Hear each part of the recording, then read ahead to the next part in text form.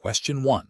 Performance analysis shows a consistent pattern of providers submitting superbills with diagnoses that appear to be overly broad, not fully supported by the detailed clinical notes for certain patient encounters. The medical office manager is tasked with ensuring accurate medical billing and coding. Which of the following actions best aligns with regulatory compliance and professional best practices for medical billing and coding fundamentals? Option A. Delay submitting claims until all documentation is absolutely perfect and all potential ambiguities are resolved, even if it means significant delays in payment. Option B. Query the provider for clarification and request additional documentation to support the chosen diagnosis codes, ensuring they align with the medical necessity documented in the patient's chart before submitting claims. Option C. Assign the most common or highest paying diagnosis code associated with the patient's symptoms to expedite the billing process and maximize reimbursement. Option D. Proceed with submitting claims using the diagnosis codes provided on the superbill, assuming the provider has accurately assessed the patient's condition and coded appropriately. The correct answer is B.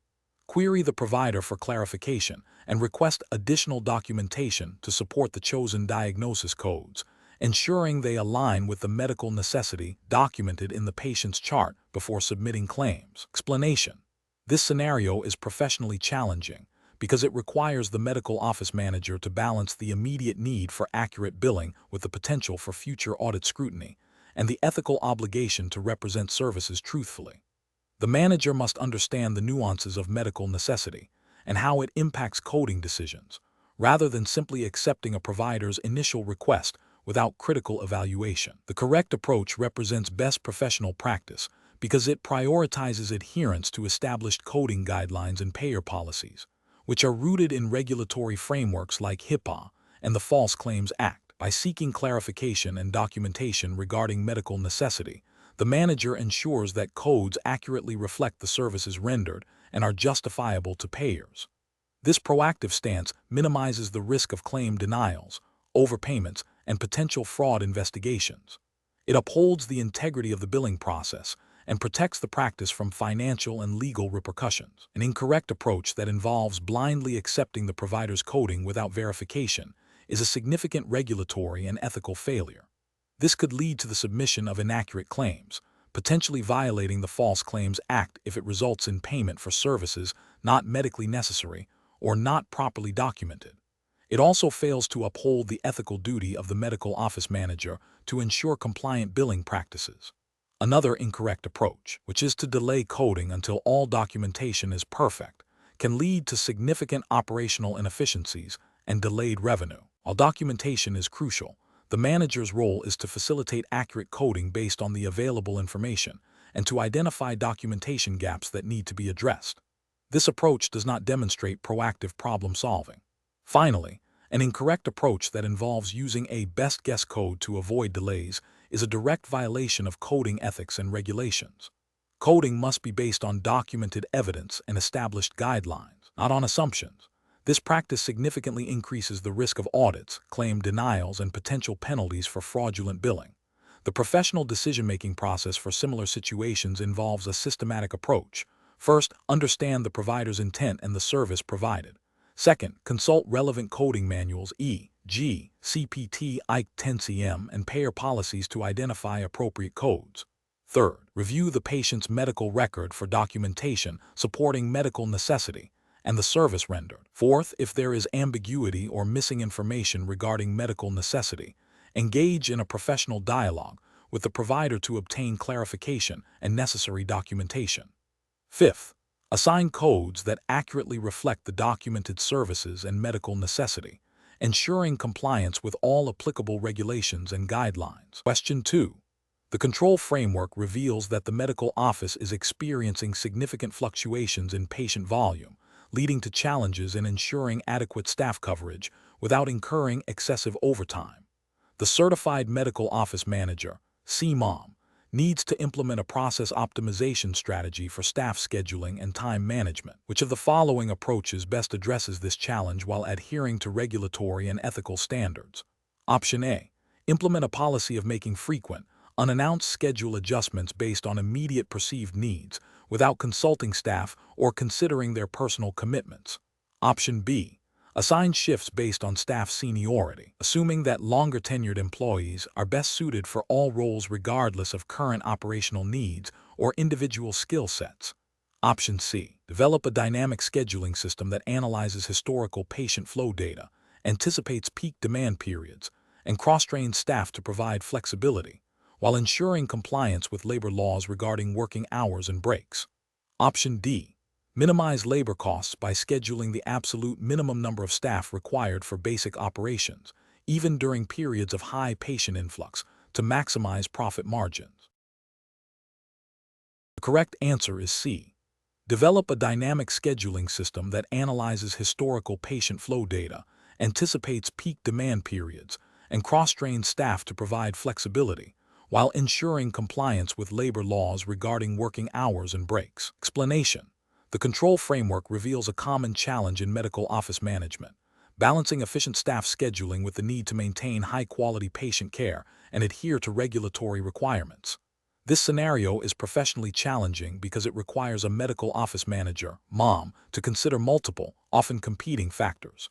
These include staff availability, patient demand, regulatory compliance e.g., HIPAA for patient privacy during scheduling discussions, labor laws regarding overtime and breaks, staff morale, and the overall operational efficiency of the practice. A poorly managed schedule can lead to staff burnout, decreased productivity, patient dissatisfaction due to long wait times or appointment unavailability, and potential compliance violations. The correct approach represents best professional practice because it prioritizes a systematic and data-driven method for optimizing staff scheduling. This involves analyzing historical patient flow data, understanding peak demand periods, and cross-training staff to ensure flexibility. By proactively identifying potential bottlenecks and implementing strategies to mitigate them, the CMOM ensures that the practice can meet patient needs effectively while respecting staff well-being and adhering to all applicable regulations. This approach fosters a resilient and efficient operational environment. An incorrect approach that relies solely on seniority for scheduling assignments fails to consider the operational needs of the practice or the skills required for different roles. This can lead to understaffing during peak times or overstaffing during slower periods, impacting patient access and potentially increasing labor costs. Ethically, it may also create perceptions of unfairness among staff who are not assigned roles based on merit or need. Another incorrect approach that involves last-minute schedule changes without proper communication or consideration for staff availability can lead to significant disruption. This can cause staff to feel undervalued and stressed, potentially impacting their performance and leading to errors. From a regulatory standpoint, frequent, uncompensated overtime or missed breaks due to such changes could violate labor laws. It also undermines patient care by creating uncertainty and potential delays. A third incorrect approach that focuses only on minimizing labor costs by scheduling the fewest staff possible, regardless of patient volume or complexity, is detrimental. This can result in excessive wait times, rushed patient encounters, and a decline in the quality of care. It also places undue pressure on the remaining staff, increasing the risk of burnout and errors, and could lead to patient complaints and potential malpractice claims if care is compromised. The professional decision-making process for similar situations should involve a comprehensive assessment of all relevant factors. This includes understanding patient demographics and service demand, evaluating staff skill sets and availability, and staying abreast of all relevant federal and state labor laws and healthcare regulations. The CMOM should then develop a flexible scheduling system that can adapt to changing needs, incorporating input from staff where appropriate, and regularly reviewing its effectiveness. This proactive and holistic approach ensures both operational efficiency and compliance. Question 3. Analysis of a situation where a patient expresses significant frustration and dissatisfaction with the perceived long wait time and the physician's brief interaction during their recent appointment. The patient is demanding an immediate explanation and a form of compensation for their wasted time and perceived lack of care. As the certified medical office manager, what is the most appropriate initial course of action? Option A. Inform the patient that wait times are often unavoidable in a busy medical practice and that the physician's time is limited, suggesting they consider scheduling their next appointment during less busy hours. Option B. Listen empathetically to the patient's concerns, acknowledge their feelings, and explain that you will investigate the matter by reviewing the appointment schedule and speaking with the physician, then follow up with them within a specified time frame. Option C. Tell the patient that you cannot discuss their specific appointment details or offer any form of compensation without the physician's direct involvement, and that they will need to wait for the physician to contact them. Option D. Immediately apologize for the wait and offer a discount on their next visit to appease them and prevent further escalation. The correct answer is B. Listen empathetically to the patient's concerns, acknowledge their feelings, and explain that you will investigate the matter by reviewing the appointment schedule and speaking with the physician, then follow up with them within a specified time frame. Explanation. This scenario presents a common yet critical challenge in medical office management. Addressing patient dissatisfaction effectively while adhering to professional standards and regulatory requirements. The core difficulty lies in balancing the patient's emotional state and desire for resolution with the need for objective investigation, appropriate communication, and documentation, all within the framework of patient privacy and office policy. The correct approach prioritizes a structured, empathetic, and compliant response. It involves actively listening to the patient's concerns without immediate defensiveness, acknowledging their feelings, and clearly outlining the steps that will be taken to investigate and address the issue. This aligns with best practices in patient relations, aiming to de-escalate the situation, gather accurate information, and work towards a satisfactory resolution. Ethically, it upholds the principle of patient-centered care and demonstrates a commitment to quality improvement. From a regulatory standpoint, it lays the groundwork for proper documentation, which is crucial for compliance and potential future reviews. An incorrect approach that involves dismissing the patient's concerns or becoming defensive is professionally unacceptable. This can lead to further patient dissatisfaction, damage the practice's reputation, and potentially escalate the complaint. Ethically, it fails to demonstrate respect for the patient and their experience. Regulatory failures could include a lack of proper documentation of the complaint and the office's response, which is a cornerstone of many healthcare regulations. Another incorrect approach, such as immediately offering a refund or compensation without understanding the full scope of the complaint, is also problematic. While seemingly a quick fix, it can set a precedent for unwarranted compensation and does not address the root cause of the patient's dissatisfaction. This can lead to a perception of the office being easily manipulated and does not contribute to systemic improvements. Ethically, it may not be fair to the practice or other patients if the complaint is not fully validated. A third incorrect approach, which involves promising a resolution that cannot be guaranteed or is outside the office's scope of authority, is also a failure. This can lead to further disappointment and distrust when the promised outcome is not achieved. It demonstrates a lack of understanding of the complaint resolution process and can create unrealistic expectations. Ethically, it is dishonest and unprofessional. The professional decision-making process for handling patient complaints should involve 1. Active listening and empathy to understand the patient's perspective. 2. Acknowledging the patient's feelings and validating their experience. 3. Clearly communicating the process for investigation and resolution. 4. Gathering all relevant information objectively. 5. Determining appropriate actions based on the findings in office policy. 6. Communicating the outcome and any resolutions to the patient. 7. Documenting the entire process thoroughly. Question 4. Compliance review shows that the medical office has been experiencing delays in patient care coordination due to inconsistent communication between the front desk, clinical staff, and billing department regarding patient updates and appointment changes. The office manager needs to implement a more effective communication strategy. Which of the following approaches best addresses this issue while adhering to regulatory requirements? Option A. Implement a secure, HIPAA-compliant internal messaging system for all staff communication regarding patient information, and establish a protocol for documented verbal handoffs in private areas for urgent matters. Option B. Rely on informal verbal conversations in the waiting room or break areas to pass along patient information and updates as needed. Option C. Post patient updates and appointment changes on a shared whiteboard in the main office hallway to ensure all staff are immediately aware. Option D. Encourage staff to use personal mobile devices for quick text message updates to ensure speed and efficiency in relaying information between departments. The correct answer is A. Implement a secure, HIPAA-compliant internal messaging system for all staff communication regarding patient information, and establish a protocol for documented verbal handoffs in private areas for urgent matters. Explanation. Scenario analysis. This scenario presents a common challenge in medical office management, balancing patient privacy with the need for clear, efficient communication among staff. The office manager must navigate HIPAA regulations, while ensuring the care team has the necessary information to provide timely and accurate patient care. Miscommunication can lead to errors, patient dissatisfaction, and potential HIPAA violations. Correct approach analysis. The correct approach prioritizes patient privacy by using secure, HIPAA-compliant communication methods for sensitive patient information.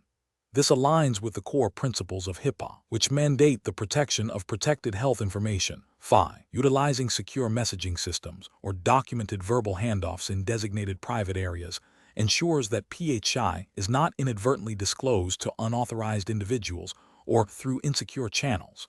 This demonstrates a commitment to ethical practice and regulatory compliance. Incorrect approaches analysis. One incorrect approach involves discussing patient conditions in open areas where other patients or visitors might overhear. This directly violates HIPAA privacy rule, which prohibits the incidental disclosure of PHI. Another incorrect approach is relying solely on unencrypted email for urgent patient updates. Unencrypted email is not considered a secure method for transmitting PHI and can be intercepted, leading to a breach of confidentiality. Finally, assuming all staff members are aware of a patient's condition without a formal, documented communication process can lead to information gaps and potential patient safety issues. Even if not a direct regulatory violation in itself, it fosters an environment prone to errors and breaches. Professional reasoning. Medical office managers must establish clear protocols for all forms of communication involving patient information. This includes training staff on HIPAA requirements, implementing secure technology solutions, and fostering a culture of privacy and security. When faced with communication challenges, the decision-making process should always begin with an assessment of potential privacy risks and regulatory implications, followed by the selection of the most secure and compliant method available. Question 5. Governance review demonstrates that a new federal regulation mandates enhanced patient data privacy protocols that will significantly alter current patient intake and record-keeping procedures. As the medical office manager, what is the most effective approach to ensure compliant and seamless integration of these new protocols? Option A. Post the new regulatory text on the office bulletin board and instruct staff to familiarize themselves with it at their convenience, assuming they will adapt their processes accordingly. Option B.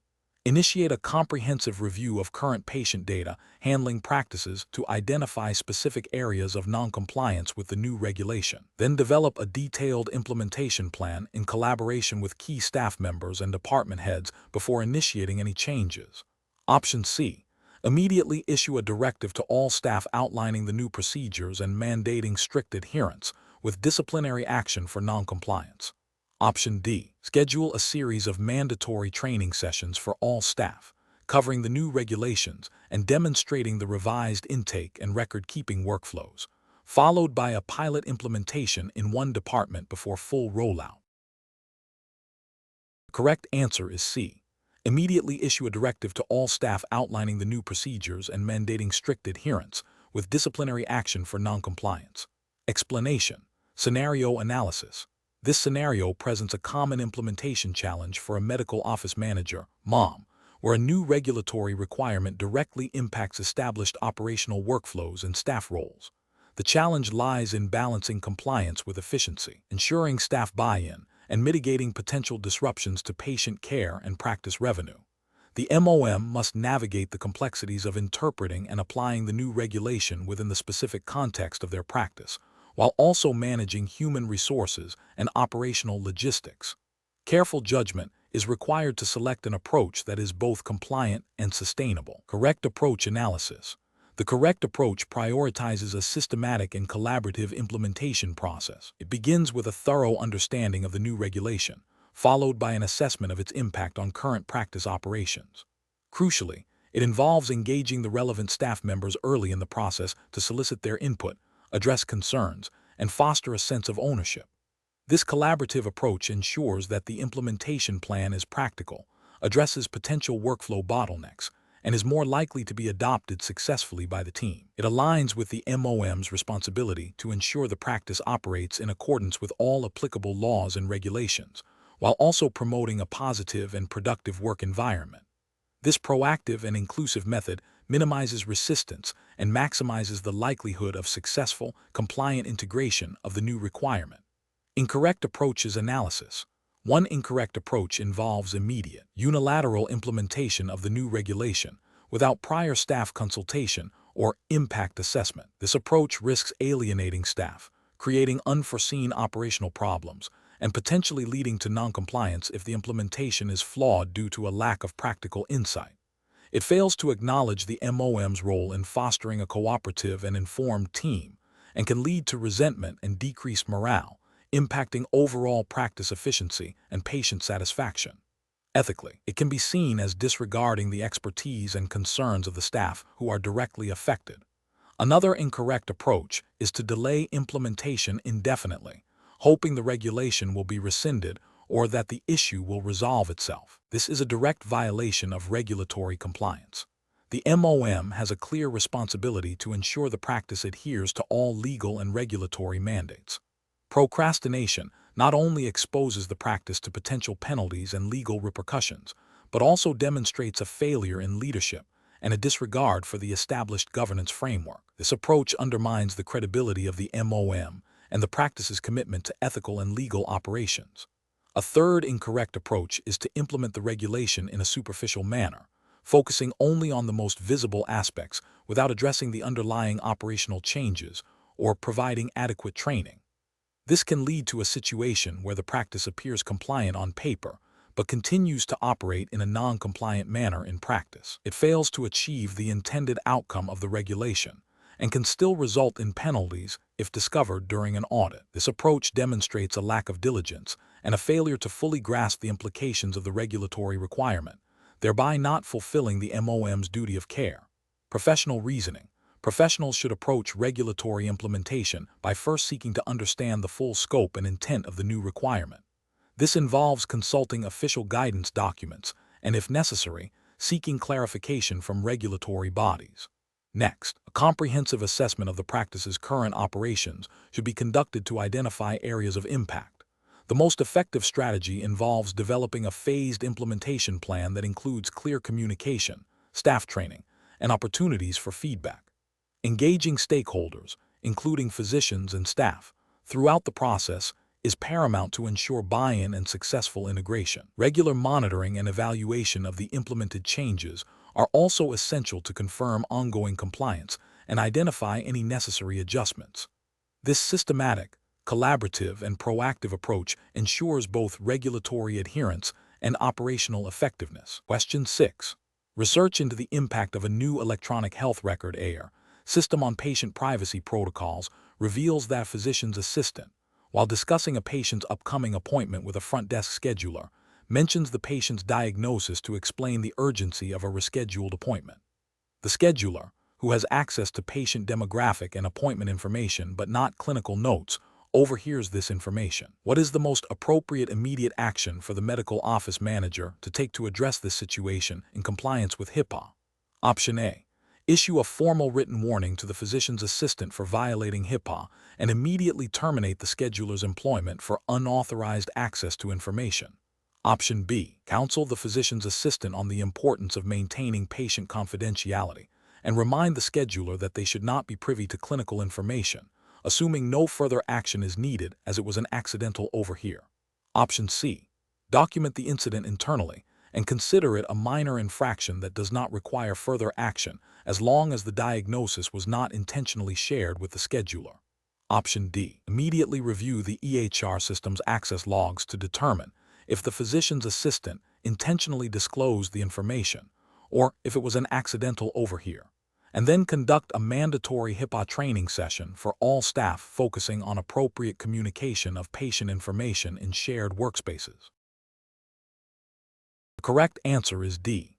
Immediately review the EHR system's access logs to determine if the physician's assistant intentionally disclosed the information or if it was an accidental overhear, and then conduct a mandatory HIPAA training session for all staff focusing on appropriate communication of patient information in shared workspaces. Explanation: this scenario presents a common yet critical challenge in medical office management, balancing the need for efficient communication and operational flow with the stringent requirements of patient privacy under HIPAA. The professional challenge lies in recognizing that, while a seemingly minor disclosure might appear harmless, it can have significant legal and ethical repercussions. Careful judgment is required to assess the potential for protected health information. Disclosure in everyday interactions. The correct approach represents best professional practice because it prioritizes patient confidentiality by proactively seeking consent before any disclosure of PHI, even in a seemingly routine context. This aligns directly with HIPAA privacy rule, which mandates that covered entities obtain patient authorization before using or disclosing PHI for purposes other than treatment, payment, or healthcare operations, unless specific exceptions apply. Obtaining consent ensures that patients are informed and have control over their health information, fostering trust and compliance. An incorrect approach that involves sharing patient information without explicit consent, even with a colleague who might have a legitimate need to know, fails to adhere to HIPAA minimum necessary standard and authorization requirements. This could lead to a breach of privacy, resulting in potential fines, reputational damage, and loss of patient trust. Another incorrect approach, such as assuming consent based on a prior relationship or a general understanding of office procedures, is equally problematic. HIPAA requires specific, documented consent for many disclosures, and assumptions can lead to unintentional violations. The failure to verify authorization before disclosure is a direct contravention of the law. Professionals should employ a decision-making framework that begins with identifying whether the information in question constitutes PHI. If it does, the next step is to determine if the intended use or disclosure is permitted under HIPAA without authorization, e.g., for treatment, payment, or healthcare operations, and only to the extent necessary. If it is not a permitted use or disclosure, or if there is any doubt, the professional must obtain the patient's explicit, written authorization before proceeding. This proactive, consent-driven approach is the cornerstone of ethical and legally compliant patient privacy management. Question 7. The efficiency study reveals a significant increase in patient no-show rates and a decline in patient appointment adherence over the past quarter. The practice manager is tasked with developing strategies to improve patient loyalty and retention. Which of the following approaches best addresses this challenge while adhering to professional and ethical standards for patient care? Option A. Launch an aggressive advertising campaign highlighting new patient discounts and referral bonuses to attract a higher volume of new patients. Option B.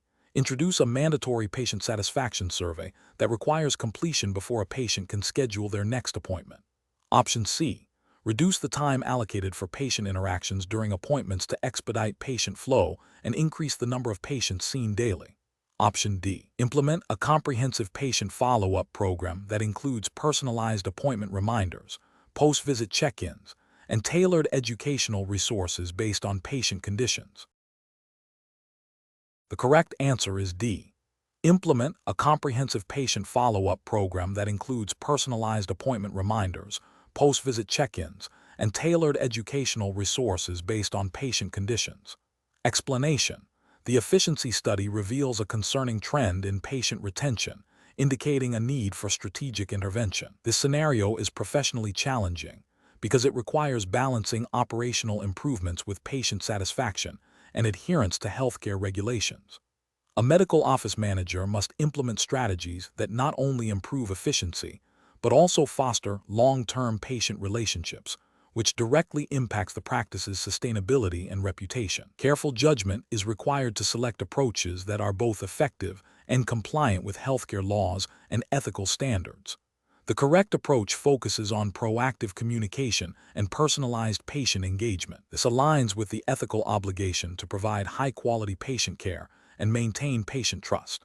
By implementing a system for follow-up calls, appointment reminders, and educational materials tailored to individual patient needs, the practice demonstrates a commitment to patient well-being beyond the immediate clinical encounter. This fosters loyalty by making patients feel valued and supported, which is a cornerstone of patient retention strategies. Such practices are generally supported by healthcare guidelines that emphasize patient-centered care and effective communication. An incorrect approach that relies solely on aggressive marketing campaigns without addressing underlying patient concerns is ethically problematic. It can be perceived as manipulative and may violate patient privacy regulations if patient data is used inappropriately for unsolicited marketing. Another incorrect approach that involves reducing staff interaction time to cut costs, while seemingly efficient, directly undermines patient loyalty. This can lead to patients feeling neglected or rushed, eroding trust and satisfaction, and potentially violating guidelines that mandate adequate patient communication and care. A third incorrect approach that focuses on incentivizing new patient acquisition without a parallel strategy for retaining existing patients is a flawed business model. It neglects the fundamental principle that loyal patients are often the most valuable and can lead to a practice that constantly chases new business without building a stable, returning patient base, which is not a sustainable or patient-centric strategy. Professionals should use a decision-making framework that prioritizes patient well-being and ethical conduct. This involves evaluating proposed strategies against regulatory requirements, such as HIPAA in the U.S., if applicable to the CMOM jurisdiction, ethical guidelines for patient care, and the practice's mission. A thorough assessment of potential impacts on patient satisfaction, data privacy, and the overall patient experience is crucial.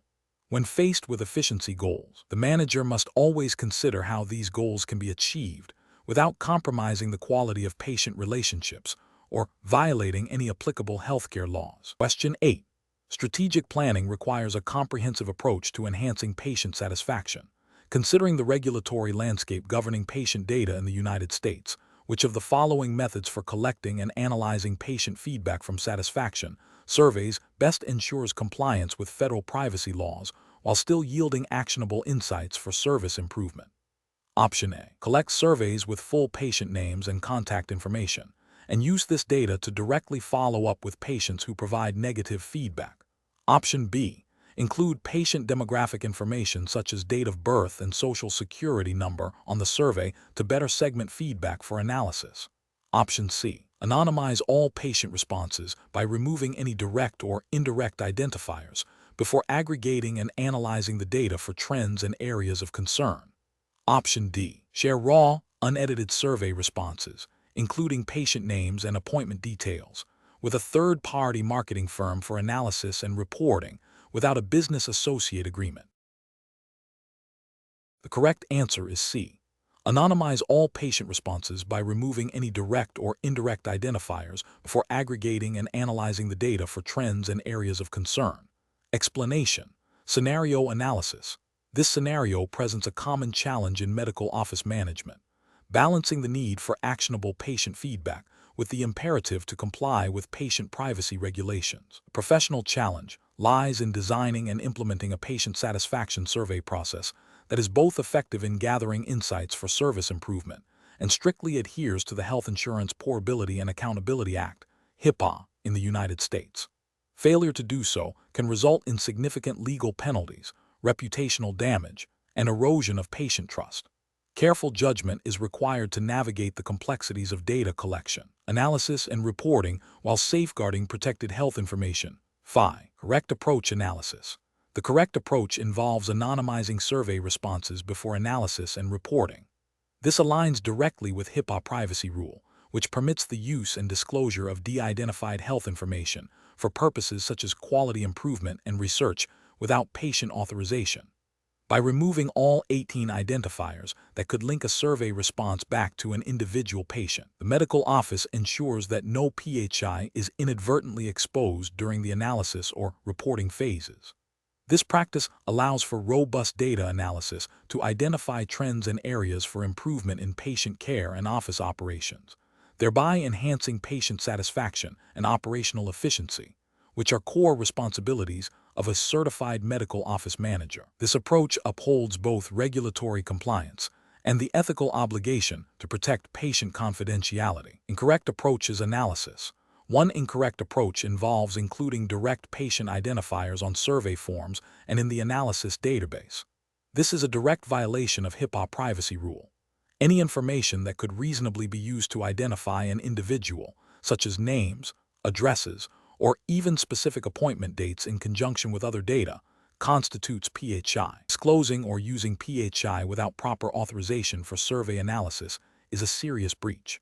Another incorrect approach is to share raw, unanonymized survey results with external vendors or consultants without a business associate agreement (BA) in place, and without ensuring the vendor also adheres to HIPAA. Even if the intent is for analysis, the transfer of PHI to a third party without appropriate safeguards and agreements is a violation. A third incorrect approach is to use survey data that includes identifiable information for marketing purposes, or to target specific patients for follow-up based on their survey responses without explicit, informed consent beyond the initial survey participation.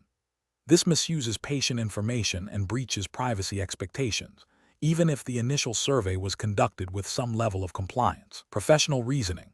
Professionals should approach patient satisfaction surveys with a dual focus on data utility and regulatory compliance. The decision-making process should begin with understanding the specific requirements of HIPAA.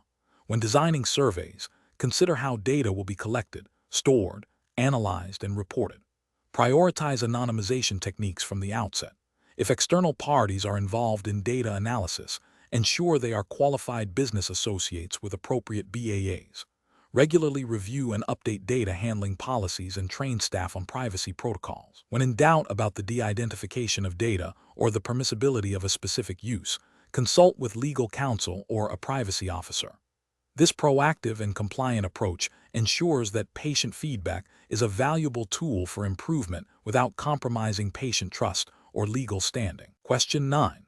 Which approach would be most effective in ensuring a medical office's patient privacy policy remains compliant with current HIPAA regulations and is effectively implemented by all staff? Option A.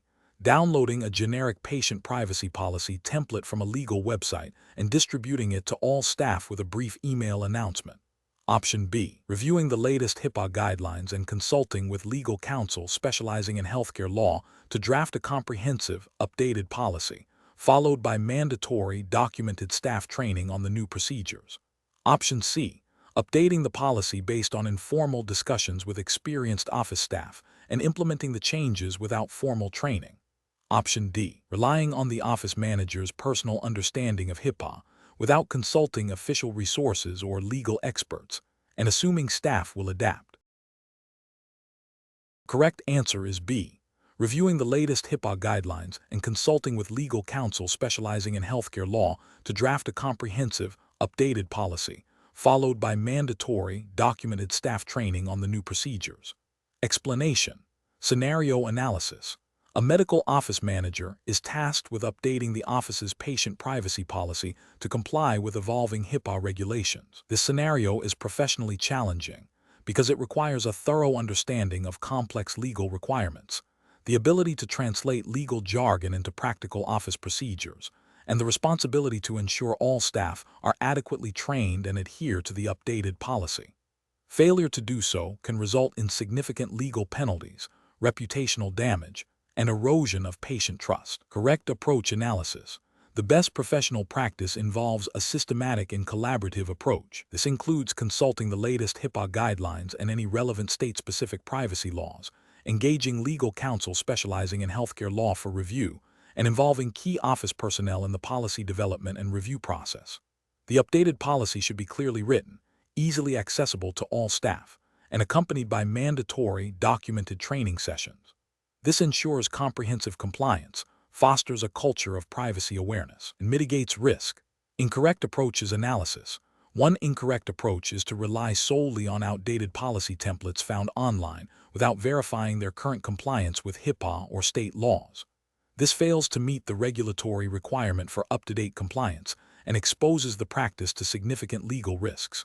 Another incorrect approach is to implement the updated policy without providing any training to staff. This is a critical ethical and regulatory failure, as it assumes staff will understand and correctly apply complex privacy rules without guidance, leading to potential breaches and non-compliance. A third incorrect approach is to delegate the entire policy update process to an administrative assistant without legal or compliance expertise. While delegation is a management tool, critical compliance tasks require specialized knowledge and oversight to ensure accuracy and adherence to legal mandates. This approach risks overlooking crucial details and misinterpreting regulatory requirements. Professional reasoning. Professionals should approach policy updates by prioritizing accuracy, compliance, and staff understanding. This involves a multi-step process. First, thoroughly research and understand the governing regulations, HIPAA in this case. Second, seek expert advice, legal counsel, to ensure interpretation and application are correct. Third, involve stakeholders in the office to ensure practicality and buy-in.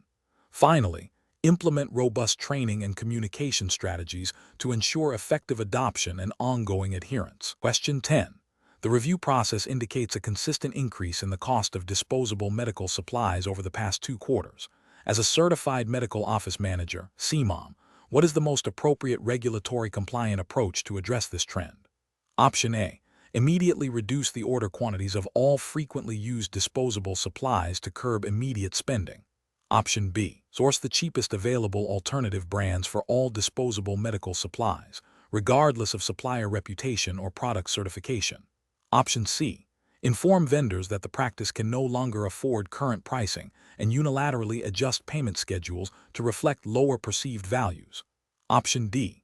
Conduct a detailed analysis of supply usage patterns, investigate opportunities for bulk purchasing, and renegotiate terms with current vendors, or explore alternative, reputable suppliers. The correct answer is D. Conduct a detailed analysis of supply usage patterns, investigate opportunities for bulk purchasing, and renegotiate terms with current vendors or explore alternative, reputable suppliers. Explanation. The review process indicates a potential overspending trend in medical supplies, a common challenge for medical office managers aiming to balance patient care quality with financial sustainability. This scenario is professionally challenging because it requires a nuanced understanding of operational needs versus budgetary constraints, directly impacting both the practice's financial health and its ability to provide timely, effective care. Careful judgment is required to identify cost-saving measures that do not compromise patient safety or regulatory compliance.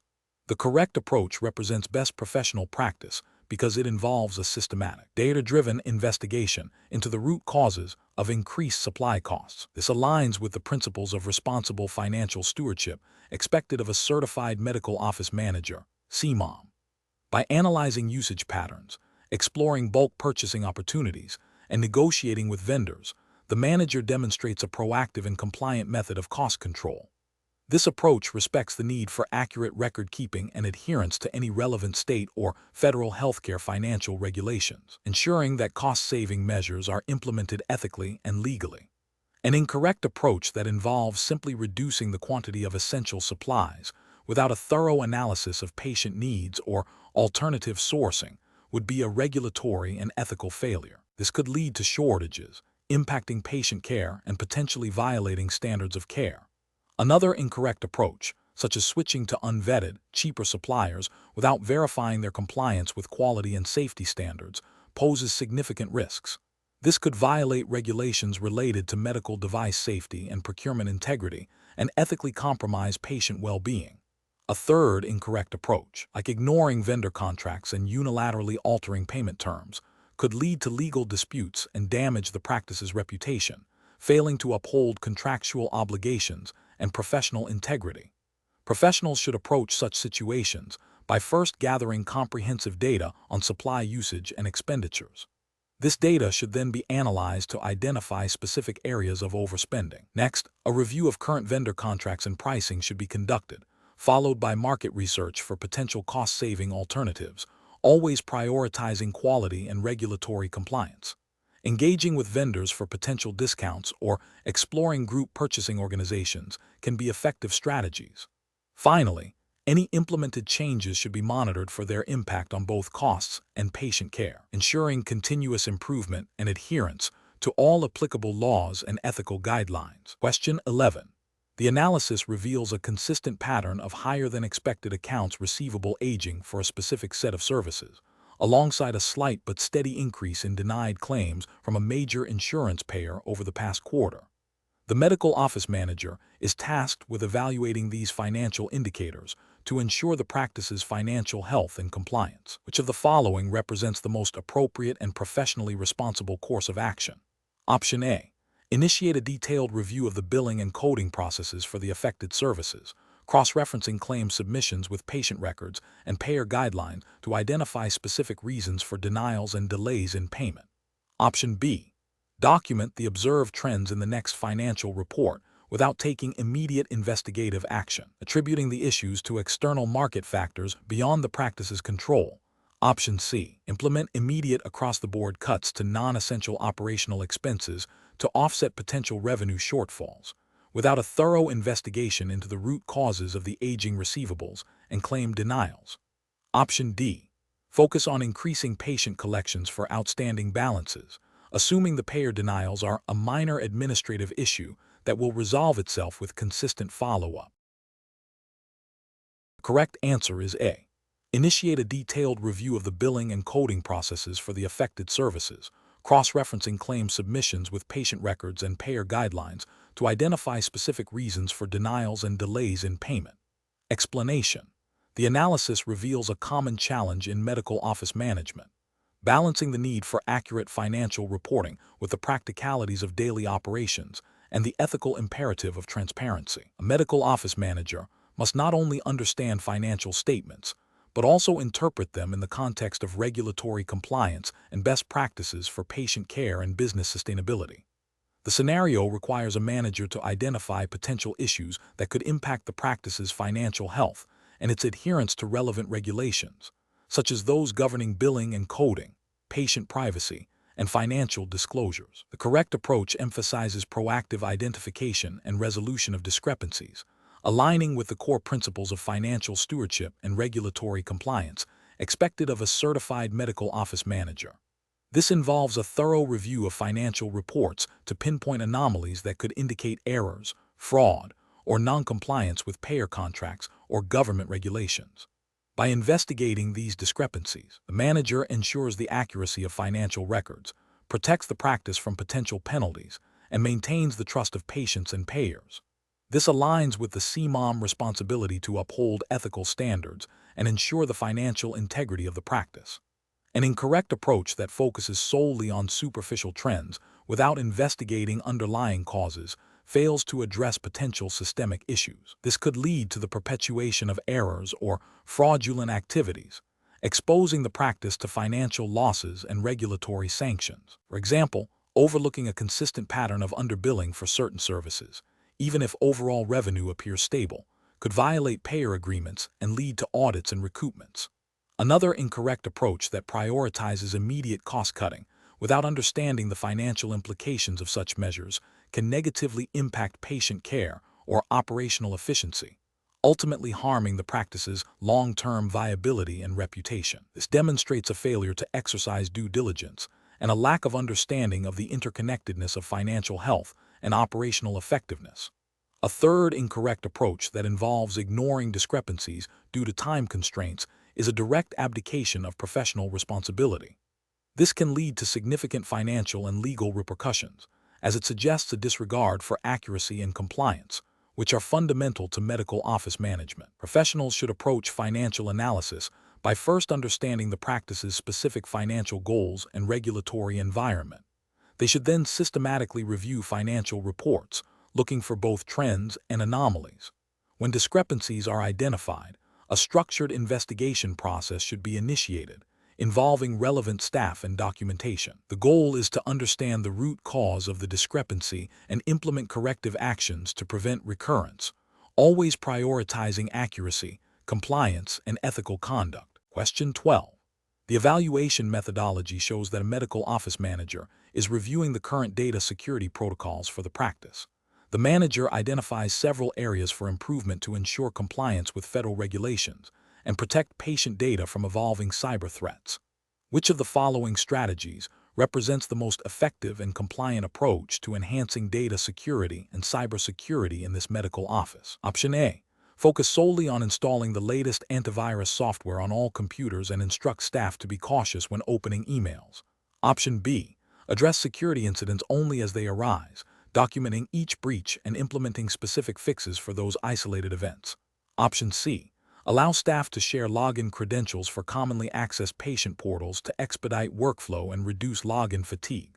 Option D. Implement a comprehensive risk management program that includes regular vulnerability assessments, employee training on phishing and social engineering, strong password policies, multi-factor authentication, and regular software updates for all systems.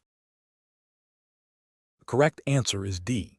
Implement a comprehensive risk management program that includes regular vulnerability assessments, employee training on phishing and social engineering, strong password policies, multi-factor authentication, and regular software updates for all systems. Explanation. The evaluation methodology shows that a medical office manager is tasked with optimizing data security and cybersecurity practices within a healthcare setting. This scenario is professionally challenging because it requires balancing the need for efficient data access for patient care with stringent regulatory requirements for protecting sensitive protected health information. 5. The manager must navigate complex legal frameworks, implement robust technical safeguards, and foster a culture of security awareness among staff, all while managing operational demands and potential budget constraints. Careful judgment is required to identify and mitigate risks effectively without unduly hindering workflow. The correct approach represents best professional practice because it prioritizes a comprehensive, multi-layered strategy that aligns with regulatory mandates and ethical obligations. This involves a proactive risk assessment to identify vulnerabilities, the implementation of technical controls such as encryption and access management, and ongoing staff training on data handling protocols and threat recognition. Such an approach ensures compliance with regulations like HIPAA, Health Insurance Portability and Accountability Act. In the U.S., which mandates the protection of PHI and upholds the ethical duty to maintain patient confidentiality and trust, it fosters a resilient security posture that can adapt to evolving threats. An incorrect approach that focuses solely on reactive measures, such as only addressing security breaches after they occur, represents a significant regulatory and ethical failure. This neglects the proactive requirements of HIPAA security rule, which mandates risk analysis and management. Ethically, it demonstrates a disregard for patient privacy and could lead to substantial harm, including identity theft and financial fraud, eroding patient trust. Another incorrect approach that relies exclusively on basic antivirus software without considering broader cybersecurity measures like firewalls, intrusion detection systems, or regular software updates is also professionally unacceptable. This approach fails to address the full spectrum of cyber threats and leaves the organization vulnerable to sophisticated attacks, violating the HIPAA security rules requirement for appropriate administrative, physical, and technical safeguards. Ethically, it falls short of the duty of care owed to patients to protect their sensitive information. A third incorrect approach that involves sharing login credentials among staff to streamline access is a critical security and regulatory failure. This practice directly violates HIPAA access control requirements, which mandate unique user identification and authorization. It creates an audit trail deficit, making it impossible to determine who accessed specific data, and significantly increases the risk of unauthorized access or data breaches. Ethically, it undermines accountability and the principle of least privilege, jeopardizing patient confidentiality. The professional decision-making process for similar situations should involve a systematic approach. 1. Understand the regulatory landscape. Thoroughly familiarize yourself with all applicable laws and regulations, e.g. HIPAA in the U.S. 2. Conduct a comprehensive risk assessment. Identify potential threats and vulnerabilities to PHI. 3. Develop and implement a layered security strategy. Combine technical, administrative, and physical safeguards. 4. Prioritize staff training and awareness. Educate all personnel on their roles and responsibilities in data security. 5. Establish clear policies and procedures. Document security protocols and incident response plans. 6. Regularly review and update security measures. Adapt to new threats and technological advancements. 7.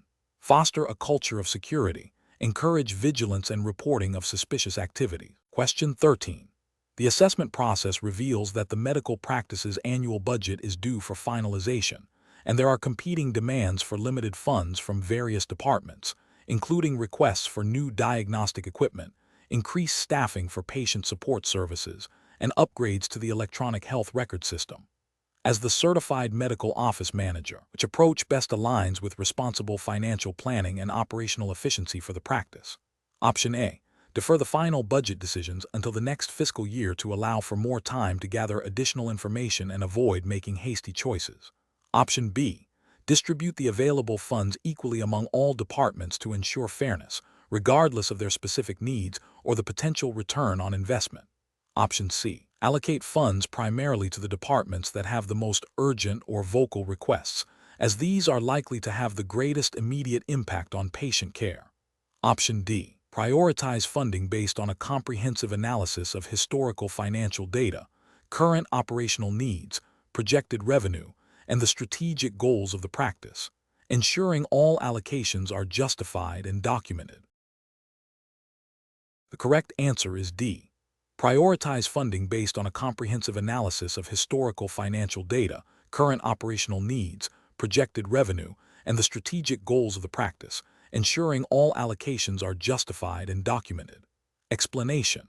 The assessment process reveals a common challenge in medical office management, balancing immediate operational needs with long-term financial health. This scenario is professionally challenging because it requires a medical office manager to make a critical decision about resource allocation that impacts both patient care quality and the financial stability of the practice. Careful judgment is required to navigate competing priorities and ensure compliance with relevant regulations. The correct approach represents best professional practice because it prioritizes a systematic, data-driven method for budget allocation. This aligns with the principles of sound financial management expected of a certified medical office manager, CMOM. By analyzing historical data, current needs, and future projections, the manager can make informed decisions that support the practice's strategic goals, such as investing in new technology or expanding services, while also ensuring sufficient funds for essential operational expenses like staffing and supplies. This proactive approach helps prevent financial shortfalls and supports sustainable growth, ultimately benefiting both the practice and its patients. Adherence to these principles is implicitly expected under general CMOM competency standards related to financial stewardship. An incorrect approach that focuses solely on immediate, visible needs without considering the broader financial picture is professionally unacceptable. This could lead to underfunding critical areas that are less immediately apparent but vital for long-term success, such as preventative maintenance for equipment or professional development for staff. Such a myopic view can result in unexpected costs down the line, impacting patient care and potentially leading to noncompliance with operational standards. Another incorrect approach that involves allocating funds based on personal preferences or the loudest departmental requests, rather than objective financial analysis, is also professionally unsound. This can create internal conflict, lead to inefficient resource distribution, and undermine the credibility of the budgeting process. It fails to demonstrate the objective decision-making required of a CMOM and could lead to a budget that does not accurately reflect the practice's true needs or strategic objectives. A further incorrect approach that involves deferring budget decisions indefinitely or making them without proper documentation or justification is a significant ethical and professional failure. This lack of transparency and accountability can lead to financial mismanagement, potential fraud, and a breakdown of trust within the organization. It directly contravenes the expectation of responsible financial oversight inherent in the CMOM role. Professionals should employ a decision-making framework that begins with a thorough review of the practice's financial statements and operational data. This should be followed by an assessment of current and future needs, considering both short-term and long-term goals. Engaging relevant stakeholders, such as physicians and department heads, in a structured discussion about priorities and resource requirements is crucial. The final budget should be developed based on objective analysis, strategic alignment, and a clear justification for all allocations, ensuring it is a tool for effective financial management and operational success. Question 14. During the evaluation of new artificial intelligence, AI tools designed to streamline patient scheduling and billing, the practice manager is presented with several options. One AI solution boasts significant cost savings and improved efficiency. Another offers advanced predictive analytics for patient no-shows. A third is a comprehensive AI platform that integrates with existing EHR systems but requires extensive data sharing. The practice manager needs to decide on the best course of action to explore these technologies while adhering to all relevant healthcare regulations. Option A. Immediately implement the AI platform that integrates with the EHR, as seamless integration is the most critical factor for operational success. Option B. Engage an external IT consultant to implement the most advanced AI platform, focusing solely on technical capabilities and without specific inquiry into healthcare regulatory compliance. Option C. Prioritize the AI solution that offers the most significant cost savings and efficiency improvements, assuming the vendor's standard security protocols are sufficient. Option D. Initiate a pilot program with the AI tool offering predictive analytics for no-shows, after conducting a thorough risk assessment and vetting the vendor's compliance with HIPAA. Correct answer is C. Prioritize the AI solution that offers the most significant cost savings and efficiency improvements, assuming the vendor's standard security protocols are sufficient. Explanation. Scenario analysis. This scenario presents a common challenge in healthcare management, integrating new technologies while ensuring patient privacy and compliance with regulations. The rapid evolution of AI in healthcare necessitates careful consideration of its implications, particularly concerning protected health information. 5. A medical office manager must balance the potential benefits of AI-driven efficiency with the stringent requirements of patient data security and privacy laws. The challenge lies in understanding the nuances of these technologies and their interaction with existing legal frameworks. Correct approach analysis. Adopting a phased approach that prioritizes a thorough risk assessment and vendor due diligence is the best professional practice. This aligns with the principles of HIPAA, Health Insurance Portability and Accountability Act, in the U.S., which mandates that covered entities implement safeguards to protect PHI. Specifically, HIPAA security rule requires covered entities to conduct a risk analysis to identify potential risks and vulnerabilities to the confidentiality, integrity, and availability of electronic PHI. Engaging with vendors requires ensuring they are business associates who will also comply with HIPAA, often through a business associate agreement (BA). This methodical approach ensures that the technology is implemented in a compliant and secure manner, mitigating potential breaches and legal repercussions. Incorrect approaches analysis. Implementing AI tools without a comprehensive risk assessment and vendor vetting process is a significant regulatory and ethical failure. This directly violates HIPAA requirement for risk analysis and the need to ensure third-party vendors handling PHI are compliant. It exposes the practice to potential data breaches, leading to substantial fines, reputational damage, and loss of patient trust.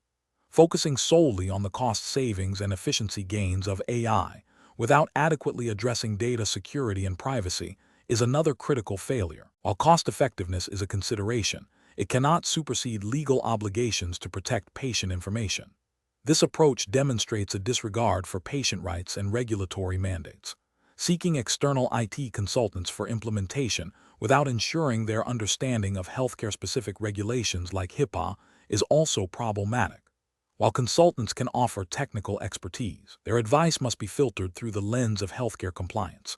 Failure to do so can lead to the adoption of insecure systems or practices that inadvertently violate patient privacy laws. Professional reasoning. When evaluating emerging technologies in healthcare, a medical office manager should employ a structured decision-making process. This involves 1. Identifying the potential benefits and drawbacks of the technology. 2. Thoroughly researching the technology's security features and how it handles data. 3. Conducting a comprehensive risk assessment specific to the practice's environment and patient population. 4. Vetting potential vendors to ensure their compliance with all relevant healthcare regulations, including signing business associate agreements where necessary. 5. Implementing the technology in a phased manner with ongoing monitoring and evaluation. 6. Ensuring staff receive adequate training on the new technology and its privacy implications. This systematic approach ensures that innovation is pursued responsibly and ethically, safeguarding both the practice and its patients. Question 15. Benchmark analysis indicates that a medical office is considering implementing a new automated system for sending appointment reminders to patients via text message and email. The office manager is tasked with ensuring compliance with all relevant healthcare regulations. The proposed system would require the office to share patient names and phone numbers/email addresses with a third-party vendor that manages the reminder service. Which of the following approaches best ensures compliance with healthcare regulations for implementing this appointment reminder system? Option A. Obtain explicit written authorization from each patient for the sharing of their contact information with the third-party vendor for the purpose of receiving appointment reminders. Option B. Share patient contact information with the third-party vendor for appointment reminders, relying on the general understanding that such communication is part of standard practice for healthcare providers. Option C. Implement the automated reminder system without obtaining specific patient consent, assuming that the practice's existing HIPAA policy implicitly covers such administrative communications. Option D. Cease sending appointment reminders altogether to avoid any potential regulatory scrutiny regarding the sharing of patient contact information with third-party vendors. The correct answer is A. Obtain explicit written authorization from each patient for the sharing of their contact information with the third-party vendor for the purpose of receiving appointment reminders. Explanation. This scenario presents a common challenge in medical office management, balancing patient privacy with the need for efficient communication and operational continuity. The professional challenge lies in interpreting and applying the Health Insurance Portability and Accountability Act, HIPAA, in a nuanced way, ensuring that patient rights are protected while also allowing for necessary administrative functions. The office manager must exercise careful judgment to avoid both over-disclosure and under-protection of protected health information. 5. The correct approach represents best professional practice because it prioritizes patient consent and the principle of minimum necessary disclosure, core tenets of HIPAA. By obtaining explicit authorization from the patient before sharing their information with a third-party service provider for appointment reminders, the office manager adheres to the privacy rules requirements for uses and disclosures of PHI. This proactive step ensures that the patient is informed and has control over their data, fostering trust and compliance. An incorrect approach that involves sharing patient contact information without explicit consent for appointment reminders fails to comply with HIPAA privacy rule. This constitutes a breach of patient privacy and a potential violation of the law, as PHI is being disclosed to a third party without the patient's authorization for a purpose beyond treatment, payment, or healthcare operations. Unless a business associate agreement (BA) is in place and the disclosure is covered by it. Another incorrect approach, which is to simply not send appointment reminders to avoid any potential HIPAA issues, is professionally suboptimal. While it avoids a direct violation, it negatively impacts patient adherence to appointments, potentially leading to increased no-show rates, reduced practice revenue, and poorer patient health outcomes. This approach fails to leverage technology and best practices for patient engagement within the bounds of the law. A third incorrect approach, which is to rely on a general office policy that allows sharing of contact information for administrative purposes without specific patient consent for each instance, is also problematic. HIPAA requires specific authorization for many disclosures, and a blanket policy may not adequately address the nuances of sharing PHI with external vendors for services like appointment reminders. The minimum necessary standard also needs to be considered, ensuring only the essential information is shared. The professional decision-making process for similar situations should involve a thorough understanding of HIPAA regulations, particularly the privacy rule and the security rule. When considering any use or disclosure of PHI, especially to third parties, the office manager should ask: 1. Is this use or disclosure permitted under HIPAA without patient authorization, e.g., for treatment, payment, or healthcare operations? 2. If not, is patient authorization required? If so, what form should it take? 3. If a third party is involved, is there a business associate agreement (BA) in place that covers this specific use or disclosure? 4. Does the proposed use or disclosure adhere to the minimum necessary standard? 5. What are the potential risks to patient privacy and security, and how can they be mitigated? By systematically addressing these questions, medical office managers can make informed decisions that ensure compliance, protect patient privacy, and maintain efficient practice operations. Question 16. Quality control measures reveal a situation where a patient, Mr. Henderson, is scheduled for a minor surgical procedure. During the preoperative discussion, his daughter expresses significant concern about his understanding of the procedure, citing recent memory issues. Mr. Henderson appears somewhat disoriented, but is able to respond to direct questions, though his answers are brief and sometimes tangential. The physician is eager to proceed with the surgery as scheduled. What is the most appropriate course of action for the medical office manager to ensure compliance with informed consent requirements and patient rights? Option A. Obtain consent from Mr. Henderson's daughter for the procedure, assuming she is the most appropriate person to make decisions given her expressed concerns about his memory. Option B. Proceed with the surgery as planned, as the physician believes Mr. Henderson understands the procedure and the daughter's concerns are likely due to anxiety. Option C. Postpone the surgery indefinitely until Mr. Henderson's memory issues resolve completely, without further assessment of his current capacity. Option D. Initiate a formal assessment of Mr. Henderson's capacity to provide informed consent, involving the physician and potentially a mental health professional if needed. If capacity is found to be lacking, identify and involve Mr. Henderson's legally authorized surrogate decision-maker for consent. The correct answer is D. Initiate a formal assessment of Mr. Henderson's capacity to provide informed consent, involving the physician and potentially a mental health professional if needed. If capacity is found to be lacking, identify and involve Mr. Henderson's legally authorized surrogate decision-maker for consent. Explanation. Scenario analysis. This scenario presents a common challenge in medical offices where a patient's capacity to provide informed consent is in question due to a potential cognitive impairment. The medical office manager must navigate the delicate balance between respecting patient autonomy and ensuring the patient's well-being and safety, while adhering to legal and ethical standards for informed consent. The challenge lies in accurately assessing capacity without overstepping boundaries or making assumptions, and in implementing appropriate procedures when capacity is uncertain. Correct approach analysis. The correct approach prioritizes a thorough, documented assessment of the patient's capacity to understand their treatment options, risks, benefits, and alternatives. This involves engaging the patient directly, using clear and simple language, and observing their responses. If capacity is deemed lacking, the next step is to identify and involve the legally authorized surrogate decision-maker, following established protocols. This aligns with the principles of patient rights and informed consent, as mandated by U.S. healthcare regulations, which emphasize the patient's right to make decisions about their own care, but also provide mechanisms for protecting patients who cannot make those decisions themselves. The process ensures that decisions are made in the patient's best interest and with legal validity. Incorrect approaches analysis. One incorrect approach involves proceeding with treatment based on the assumption that a family member's request overrides the need for direct patient consent, even if the patient is present and seemingly able to communicate.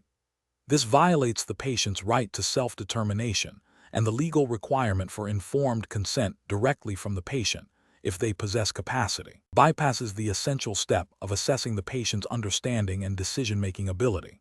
Another incorrect approach is to dismiss the patient's concerns and proceed with treatment solely based on the physician's recommendation without a formal assessment of the patient's understanding or capacity.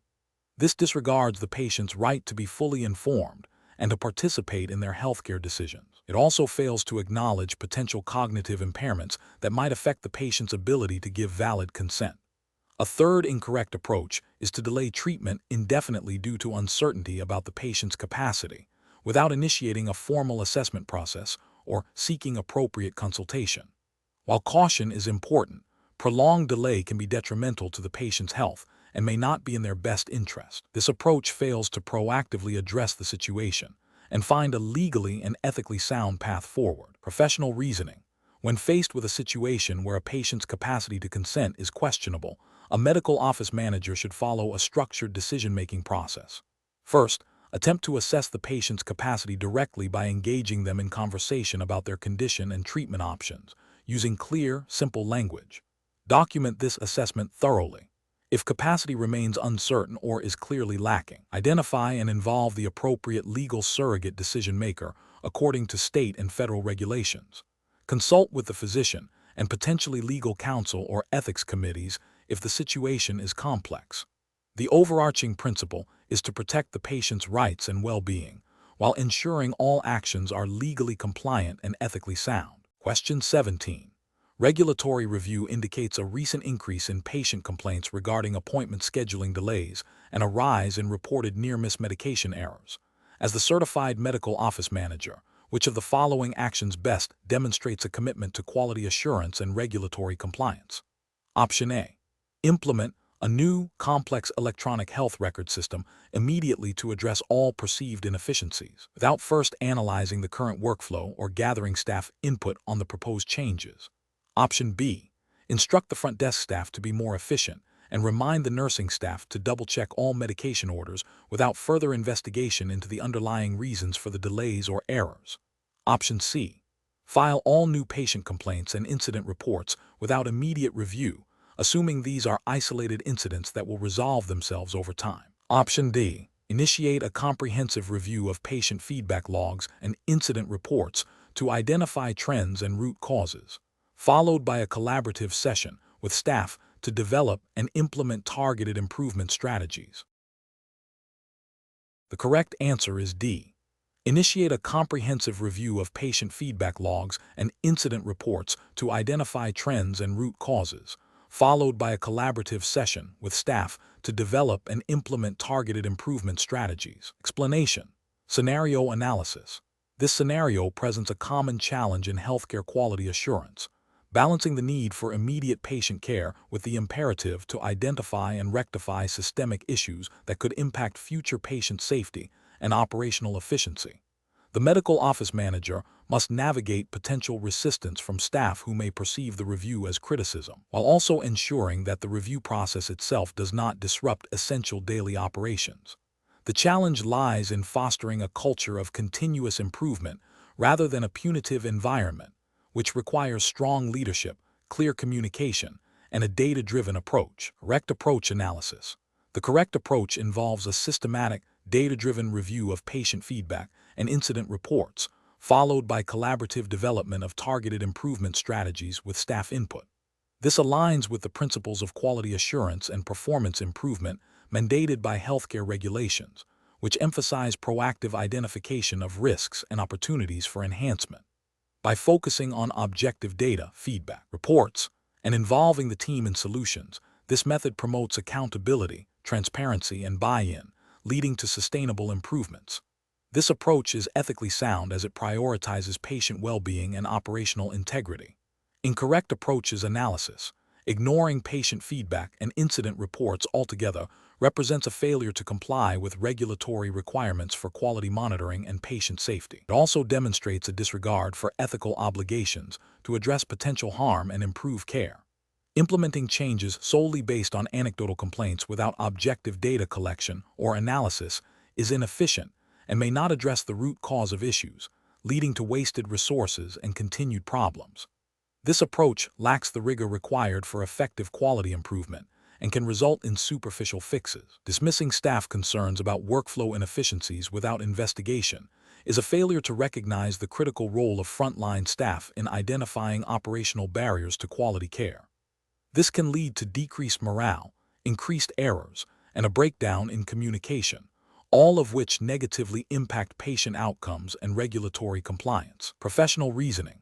Professionals should approach quality assurance by establishing clear protocols for data collection and analysis, including patient feedback mechanisms and incident reporting systems. When issues arise, the process should involve objective assessment, root cause analysis, and collaborative solution development with relevant stakeholders. Communication should be transparent, focusing on learning and improvement rather than blame.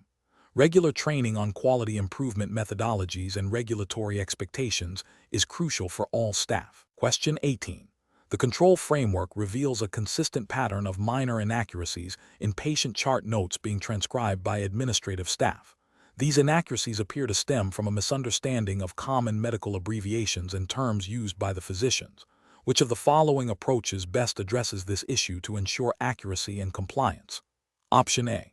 Implement a mandatory, ongoing training program for all administrative staff focused on medical terminology and abbreviations relevant to the practice's specialty, coupled with regular competency assessments. Option B. Advise physicians to use only full descriptive terms and avoid all abbreviations in patient charts to eliminate potential confusion. Option C. Assume that administrative staff will gradually learn the necessary terminology through osmosis and experience over time. Option D. Address each transcription error individually as it is identified, providing immediate feedback to the specific staff member involved. Correct answer is A. Implement a mandatory ongoing training program for all administrative staff focused on medical terminology and abbreviations relevant to the practice's specialty, coupled with regular competency assessments. Explanation. Scenario analysis. This scenario presents a common challenge in medical office management, where accurate communication is paramount. Misinterpreting medical terminology can lead to significant errors in patient billing and record keeping. The professional challenge lies in ensuring that all staff members, regardless of their direct clinical role, possess a foundational understanding of the terms used in patient charts and communications to prevent downstream errors. This requires a proactive approach to training and a system for verifying understanding. Correct approach analysis. The correct approach involves implementing a structured training program that specifically addresses medical terminology relevant to the practice's specialty. This training should include regular assessments to gauge comprehension and provide targeted remediation. This represents best professional practice because it directly mitigates the risk of misinterpretation, ensuring accurate documentation and communication, which are critical for patient safety and regulatory compliance under HIPAA and other relevant healthcare regulations. It fosters a culture of accuracy and continuous learning within the office. Incorrect approach is analysis. One incorrect approach is to assume that only clinical staff need to understand medical terminology.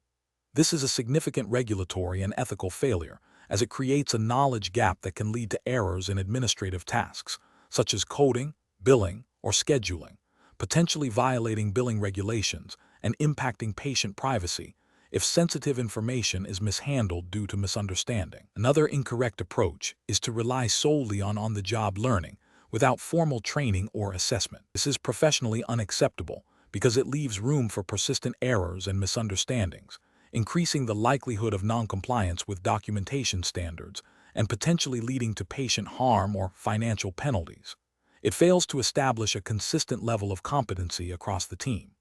A third incorrect approach is to only address terminology issues when a specific error is identified. This reactive approach is insufficient as it does not prevent future errors and suggests a lack of proactive risk management. It is ethically questionable as it prioritizes damage control over patient safety and operational integrity, failing to uphold the standard of care expected in a medical setting. Professional reasoning. Professionals should adopt a proactive and systematic approach to ensuring medical terminology comprehension. This involves identifying potential knowledge gaps, implementing targeted training, establishing clear communication protocols, and regularly assessing understanding. When faced with a situation involving potential misinterpretation, the decision-making process should involve immediate clarification, review of relevant documentation, and a determination of whether systemic training improvements are necessary to prevent recurrence. Question 19. The assessment process reveals that a highly qualified candidate for a medical office manager position has extensive experience in a similar role. During the interview, the candidate mentions their involvement in a community organization that advocates for a specific health condition. While this demonstrates community engagement, the hiring manager is unsure if this information is relevant to the candidate's ability to manage a medical office effectively and is concerned about potential implications.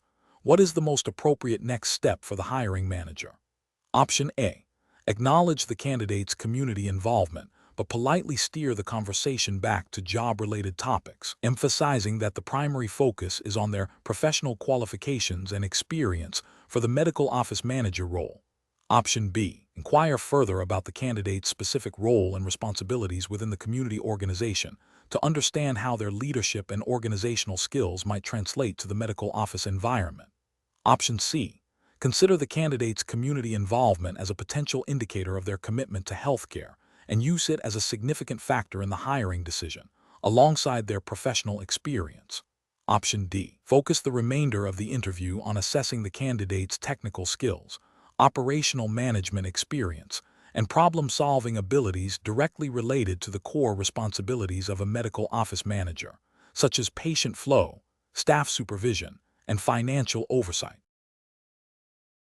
The correct answer is D.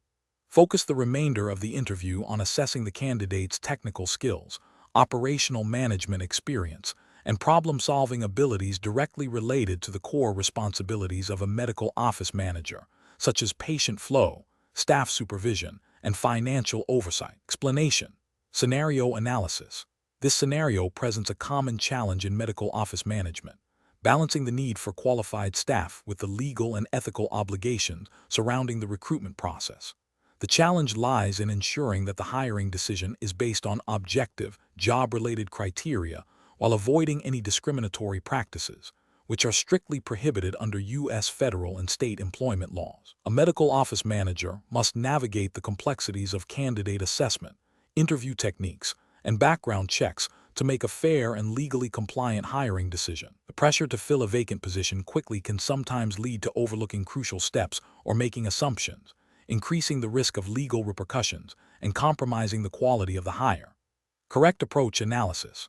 The correct approach involves a structured and legally compliant interview process that focuses on assessing the candidate's skills, experience, and suitability for the specific role and the medical office environment. This includes asking behavioral and situational questions directly related to the job duties and responsibilities.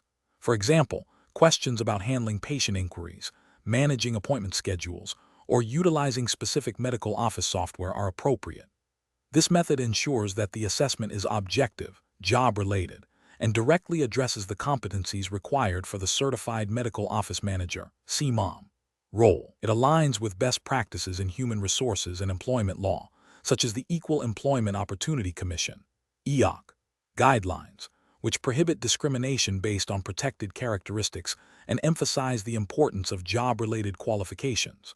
Incorrect approaches analysis.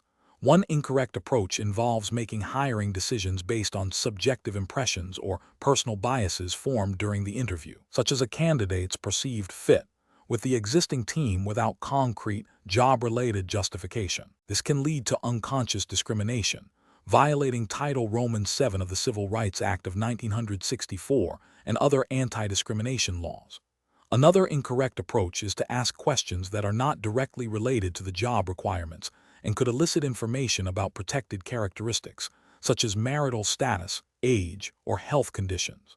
Such inquiries, even if made with good intentions, can be construed as discriminatory and violate the Americans with Disabilities Act (ADA) or the Age Discrimination in Employment Act (ADEA). Furthermore, failing to conduct thorough, legally permissible background checks or reference checks can lead to hiring individuals who may pose a risk to patient privacy, HIPAA violations, or the practice's reputation, and this oversight can be seen as a failure in due diligence. Professional reasoning. A medical office manager should approach recruitment and hiring with a framework that prioritizes fairness, legality, and effectiveness. This involves 1. Clearly defining the job requirements and essential functions. 2. Developing standardized interview questions that are job-related and behavioral/situational. 3. Training interviewers on legal and ethical interviewing practices to avoid discriminatory questions or biases. 4. Implementing a consistent evaluation process for all candidates based on predefined criteria. 5. Conducting thorough, legally compliant background and reference checks. 6. Documenting the entire process to ensure transparency and accountability. This systematic approach minimizes legal risks, promotes diversity and inclusion, and ultimately leads to hiring the most qualified individuals for the role. Question 20. Implementation of a new patient intake process requires the medical office manager to address potential cultural barriers to care. A patient from a specific cultural background expresses discomfort with a standard physical examination procedure due to deeply held religious beliefs. What is the most appropriate risk assessment approach for the medical office manager to take? Option A.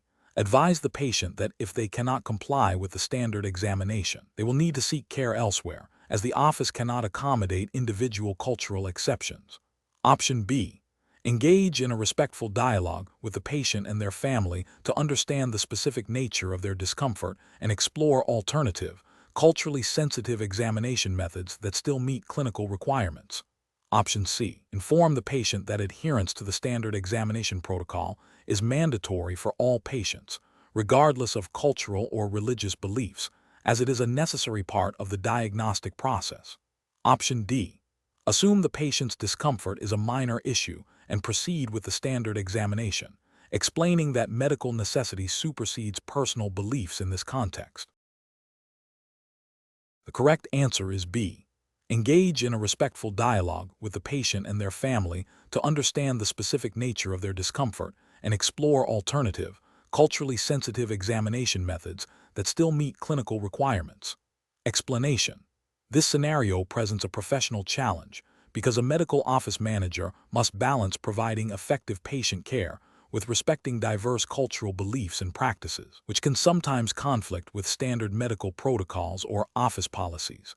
The manager needs to navigate these differences without compromising patient safety or violating regulatory requirements. Careful judgment is required to ensure all patients receive respectful and appropriate care. The correct approach represents best professional practice because it prioritizes patient-centered care and actively seeks to understand and accommodate cultural needs within the bounds of safety and regulatory compliance. This aligns with ethical principles of respect for autonomy and beneficence, and implicitly supports the spirit of regulations that aim to prevent discrimination and ensure equitable access to health care. By involving the patient and their family, the manager demonstrates a commitment to collaborative decision-making and cultural humility, which are cornerstones of effective patient management in a diverse society. An incorrect approach that focuses solely on enforcing office policy without considering cultural implications fails to acknowledge the importance of patient beliefs and can lead to patient alienation, non-adherence to treatment, and potential complaints or grievances.